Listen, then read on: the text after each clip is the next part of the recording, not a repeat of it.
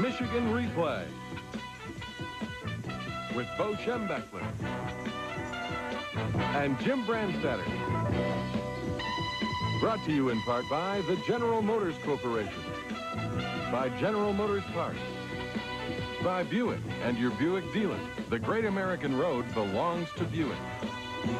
By the financial professionals at Payne Weber, by the Unisys Corporation, by Domino's Pizza, and by Bud Light. Hello, everybody, and welcome to Michigan Replay.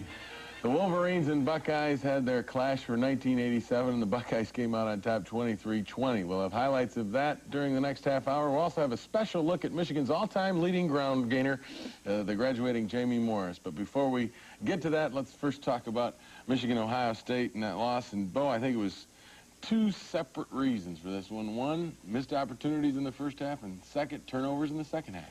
Well, we probably should have led by a couple of touchdowns or more at halftime. But we blew a lot of opportunities, particularly from midway in that second period on. It was unbelievable, some of the things that happened.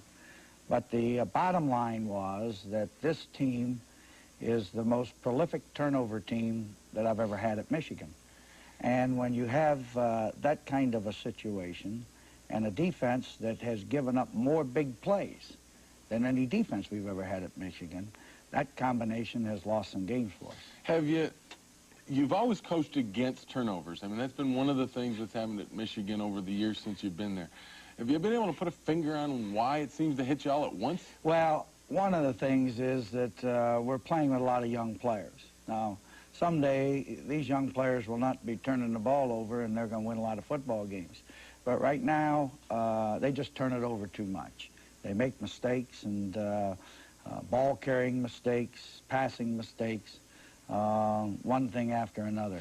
That's been really our biggest problem this year. Well, we'll be back, and we'll take a look at the first half highlights, a good first half for the Wolverines. That's next when Michigan Replay continues.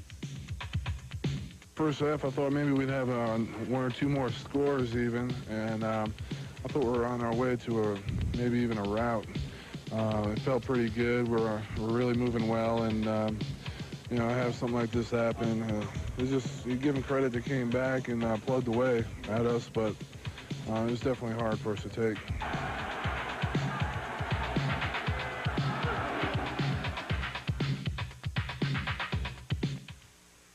Hey, how you doing? Good. In fact, I feel like light.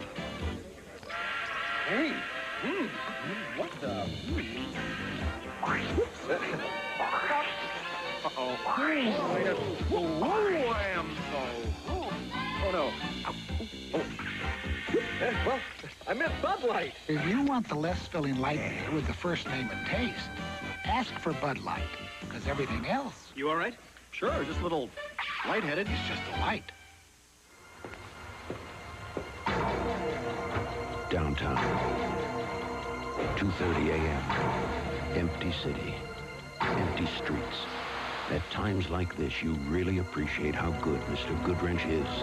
He has the high-tech electronic equipment to analyze and adjust your high-tech General Motors car so you can drive with confidence anytime, anywhere. Mr. Goodwrench, no one knows your GM car better. No one. The totally new Buick Regal. There's nothing like it on the American road.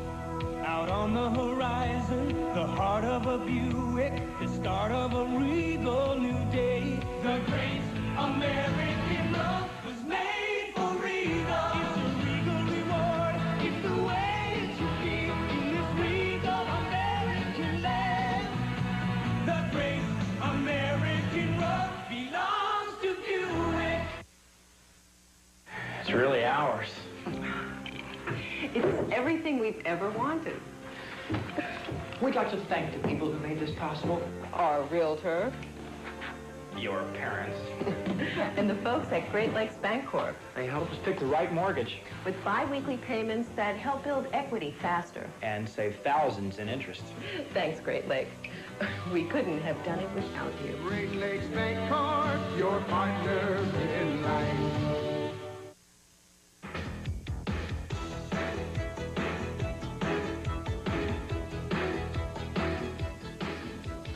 At the opening of the Michigan-Ohio State game, the Wolverines won the toss, elected to defer the decision till the second half. Your defense came out, really stuffed Ohio State after they made a good first down play. Then you took the ball, and on offense, it looked as though you had a game plan going that was drawn up on the blackboard. Well, we kicked off because we deferred because of the wind. It was a very strong wind. And so when we first got the opportunity to get the ball, we stayed pretty much on the ground and blocked them well and ran pretty well. And this was the only pass you threw in this drive, and it was a big one. This was a third down play, and he hit the fullback in the flat. He got a block there that sprung him down deep in their territory and gave us an opportunity to go for our first score. Here, Jamie breaks outside on a power-off tackle play, goes down in close, tried to reach it in, didn't quite make it, and then scores on the next play, and we take a 7-0 lead. With that first possession, you had to feel very, very positive about the way the offense was playing. Frankly, Jim, I felt all afternoon we could move the football, but in some cases we just stopped ourselves, and our defense was playing well in the first half. As a matter of fact, they did an excellent job in the first half, except for the one drive after we had fumbled the ball at midfield that gave them their score in the first half. And you used the screen a lot against Ohio State. We screened probably 4 or 5 times in the game, and all of them turned out to be successful. So that was a good football play for us. Here's a big play. This is a play that we got hurt on. It was what we call a strike game. It would be a halfback from the sideline blitz. We didn't get a man out to block him, and we ended up getting our quarterback hurt. Came in with Michael Taylor, and that changed a little bit because you got a little bit more option look. A little more option look and a little more running. This is a reverse with Colasar carrying the ball that put us down in at around the 25-yard line. And you really called out all the stops offensively. Ran a couple different reverses from different looks. Right. We ran, and so all the screens were never the same screen twice, really. We kick a field goal here, first play of the second quarter, to go ahead 10-0. That was a little disappointing that we failed to get the touchdown here. Here's a 3rd 19, Ohio State in trouble and sacked and forced to punt. So we're going to get the ball back here again, leading 10-0. And this is, again, all Michigan so far in this football game. Well, I think, you know, the first half was pretty much ours, except we didn't get enough scores. This is an option play, pitch out to Jamie for good yardage. Running a little wishbone here. This is Phil Webb, banging in there to about the 22, getting 5-6 yards a crack. And again, you felt you could run pretty much all day? I thought we could run on this team, yes, most all day. This is an option play and a missed tackle, and Michael Taylor gets down in there close. We got down in there and called a play-action pass and had the tight end wide open and threw the ball into the ground and missed a easy touchdown opportunity there. Had to settle for a field goal, so it's 13-0. But we also, this is the next drive after they had punted down to us. Colasar brings a punt all the way back to their 20, leading 13-0. We're called for holding. We come right back with some draw plays and a good pass by Mike, and we're back out to midfield again. And this is the big turnover. This is the turnover again. Young freshman fullback gets hit at the line of scrimmage. Always run that ball in the critical area with 2 hands on the ball, and we forgot that. And this is the one drive that you said you weren't pleased with the defense on. No. This drive was the only drive they had during the play, and in the second play of this drive, they fumbled the ball, and we recovered, and the official didn't see it. That could have got us out of trouble real quick. But anyway, they drove on down in this drive and scored on us to make it 13-7. And they really gave up the run. They just started to throw it. Right. This was really their only bona fide offensive effort in the first half. And for us to end up only ahead 13-7, Jim, with the amount of offense we had the first half is really a crime. And that, in the long run, that's what really hurt us. So at halftime, it is 13-7. And even though you were moving the ball well, you still had the lead. You still had to feel positive. Or were there little doubts back there? Well, there's always in the back of your mind. You see, being a turnover team, which we're unaccustomed to doing, when we used to do that in the old days, we always had a defense that stepped in, put the stopper on them, and we got the ball back. We can't expect that this defense because they're hurt physically and we're not quite as good as we have been, and we give up too many big plays. So you're always a little apprehensive when you got a defense like that. Okay, we'll be back, and we will take a look at the second half and the exciting finish of Michigan-Ohio State for 1987. That's next when Michigan Replay continues. They just came out and throwing the ball, and they just came after it. And you know, we tried to do our best, and we stayed after. But, you know, scored and said.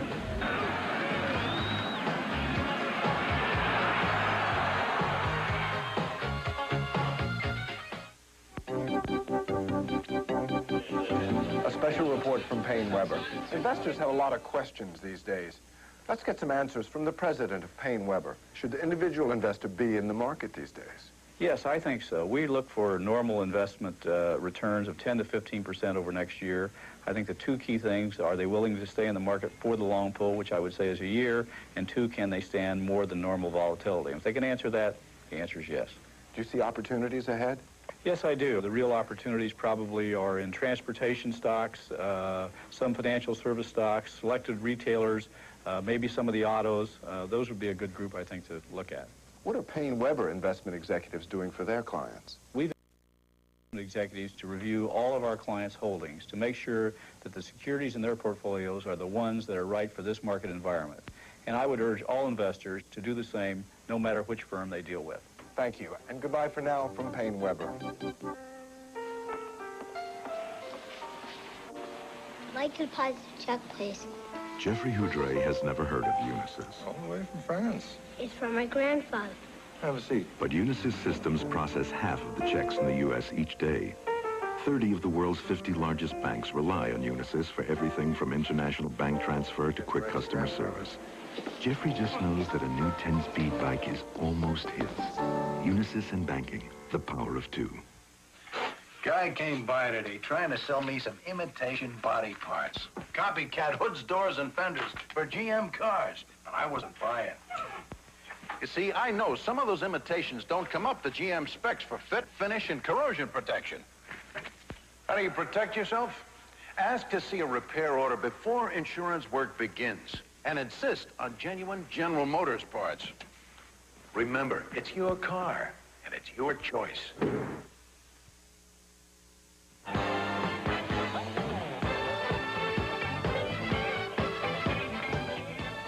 Opening the second half, Michigan had deferred, of course, at the top of the game, and then they decided to get the football at the third quarter. And, Bo, I thought that was critical, because in the third quarter, with the football and a 6-point lead, if the offense gets something going, could get momentum back and put you right back in business. Well, it's the second week in a row we didn't move after the half, and that's not been our game plan. We've always been the team that comes out the second half and moves the football. But we just didn't do a good job. Now, we did attempt to throw early and came up a little bit short, and that put us in a bind a little bit, so. After you did move, talk about big plays. They don't get much bigger than this. No, this is unbelievable that we missed a tackle down here, and we just didn't play this play worth a nickel. You see, that's the type of thing that just shouldn't happen. But, you know, give them credit. They came up with a big play. It was the first play of the second half, and they went 70 yards with it and took the lead. And just like that, they got a 1-point lead, but then again, you start to move the football. Well, we always have been able to move it. I mean, you know, but here's a 3rd and 9, and we put the ball up in the air for an interception. They take it down to our 19, and then, of course, that leads to their second touchdown, and they go up 20-13. And again, they go through the air for most, as you shut down the run. They probably called 35, 38 passes, I would say. I thought Tupa had a great game against us. I also felt that his scrambling hurt us because we put some pressure on him. He'd step up there and scramble on us. And they rolled out a little bit with him and let him hit a checkoff receiver an awful lot, or a dump-off guy. Well, he did, because when he stepped up in there, always the short man was available there. Here, Demetrius fumbles the ball, and they get it right back on us again. Now it's your defense has to come back up and start making the big plays. Well, 3rd down, 27, they had already made a few. They go back and run a draw play here and fumble the ball, and we recover. that was a big play for us. I think they were running a conservative play, anticipating a punt, and unfortunately the ball carrier fumbled the ball. Here we fake off tackle and keep the ball and go down to the 30-yard line, so we're knocking at the door again. And one of the things about this drive, and I don't know whether you sensed it, was getting this team back in the game offensively. Right. And what we did, Jim, was to run inside because they were trying to take the outside stuff and the off-tackle stuff away, so we pounded inside a little bit and got down in there and scored to tie the score. So Horde goes in from 10 yards on a great run, and that ties it at 20. But then Ohio State comes back with a real big drive of their own when they had to. Well, that's what really hurt, you know, when we kicked them down in there to the 15-yard line, and then they came out with a long drive that resulted in the winning field goal.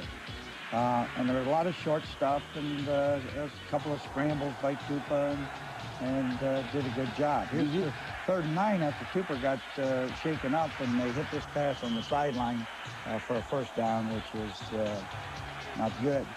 And finally get him stopped, and they go for the field goal and get it. And still, I felt very confident. We had plenty of time left. We could have moved the football down in there and scored. And we moved up here and ran a reverse with Colasar. We were out to almost midfield again, Jim. A little better than 5.5 minutes when you got the ball. Sure. And, you know, we're beyond midfield now and confident that we can roll it down in there. But unfortunately, the next play put us out of the ball game.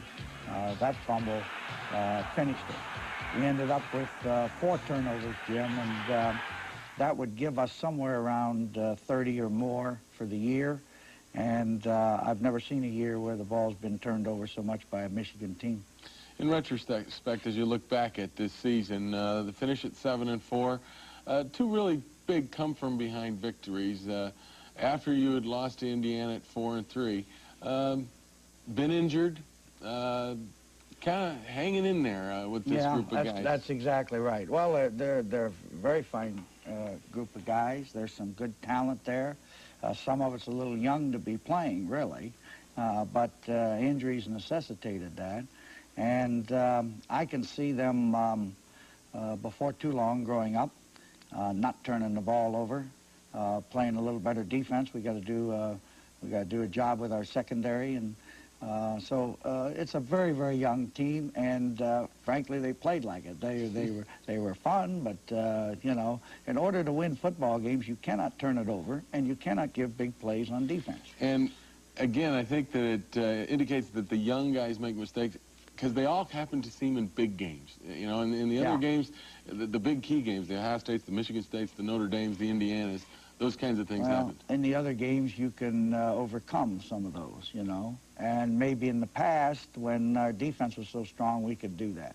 But struggling like we have been in that phase of the game, we just can't afford to turn it over. When we get the ball, we've got to do something with it.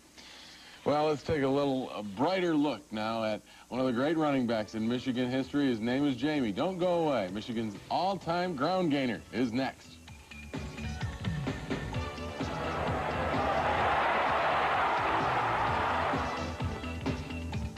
Avoid the Noid with the Domino's Pizza Guarantee. We guarantee your pizza will be delivered within 30 minutes or you get $3 off your order. Guaranteed. And we guarantee your pizza will taste great. If you're not satisfied with your pizza, we'll replace it or refund your money. Only our pizza is guaranteed to avoid the Noid. Domino's Pizza delivers. Call now.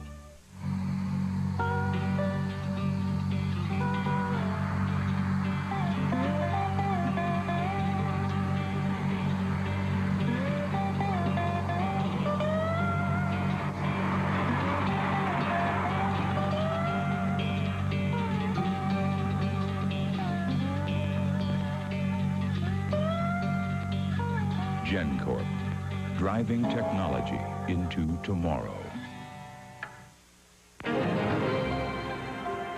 Scottsdale, Arizona. Built from little more than desert sun and desert air. Where city leaders use computers to connect every department of city government. Computers from Unisys. helped Scottsdale's leaders meet growing demand so efficiently that over the last 6 years, property taxes have actually gone down. Unisys and government, the power of two. It's a pathway that leads from here to tomorrow, from sea to shining sea. The great American road belongs to Buick. Whoa, it's a feeling of smoothness, of power and grace. The road up ahead in command. Yeah, the great American road belongs to Buick.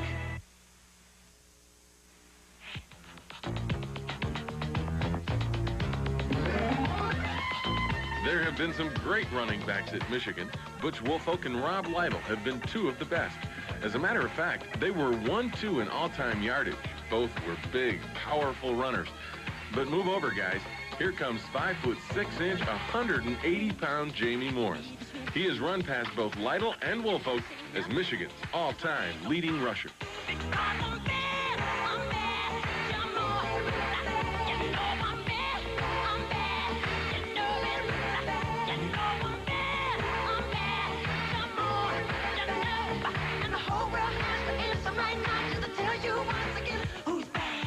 Jamie's rise to the top began with a rough start, even before he had enrolled. It was the coldest day in Michigan history, too, on my recruiting trip. So, and if I didn't love Michigan then, I would never love Michigan. And when I met Coach Schembechler, my heart just dropped, and I just decided that it was going to be Michigan. From that time on, Coach Schembechler's heart has dropped a few times as he's watched an unlikely little guy break long-standing records.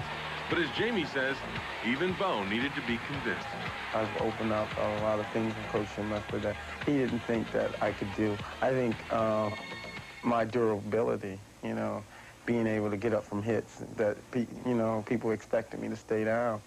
Going out and get 100 yards against, hard teams and stuff like that. And, he just looks at me, what is wrong with this kid? Is he on something or something? And I just like to see him because he's enthusiastic. He keeps me going.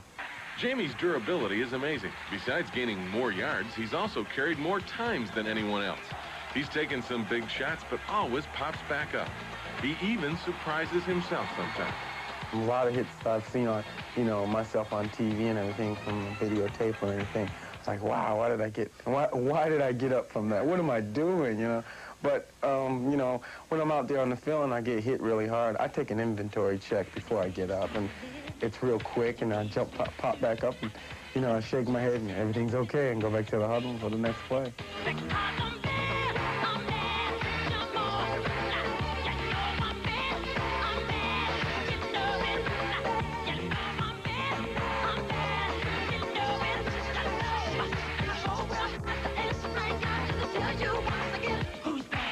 This is the place where I want it to be, and if it was going to happen anywhere, I want it to happen here because it's something that when I was a little kid, when I watched AC play, Anthony Carter, it was incredible, And if a record had to be broken, I would want it to be here.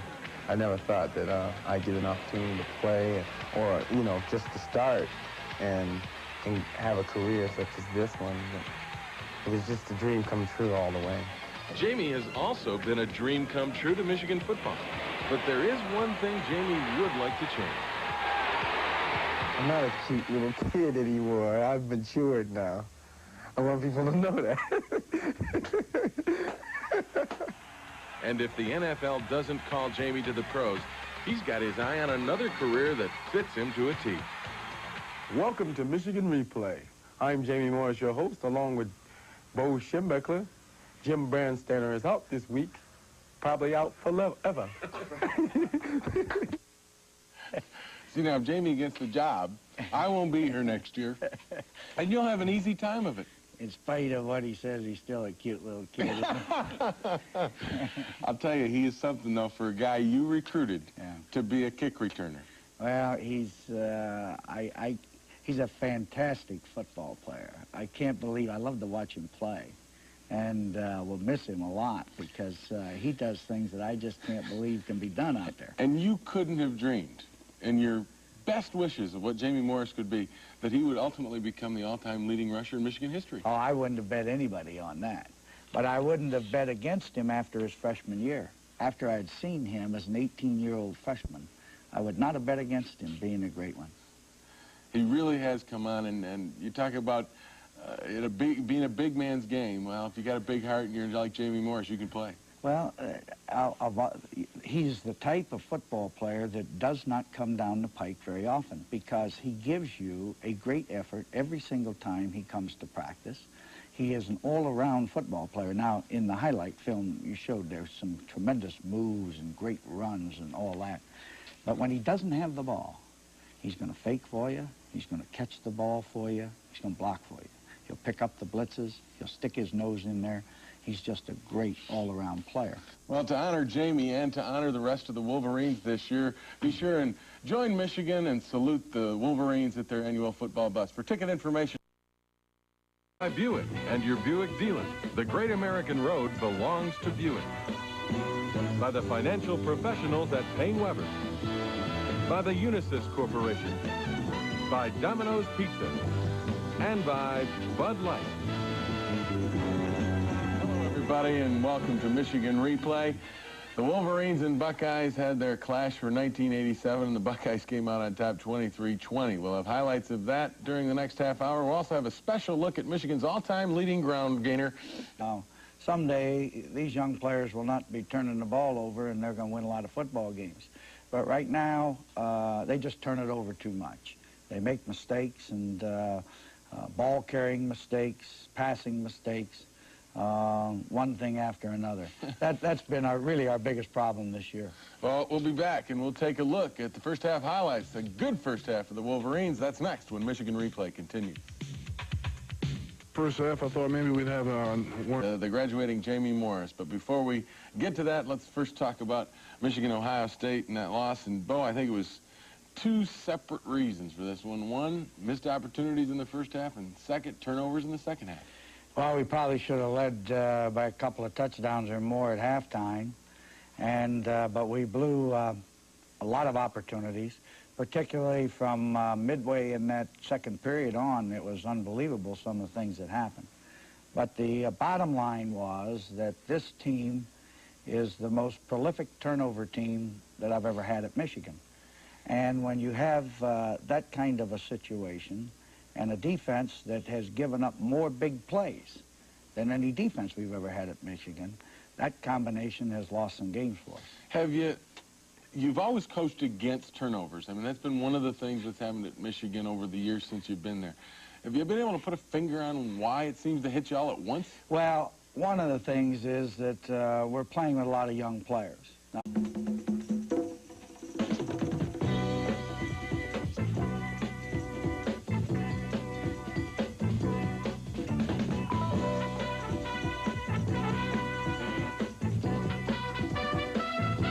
Michigan Replay with Bo Schembechler and Jim Brandstatter. Brought to you in part by the General Motors Corporation, by General Motors Parts,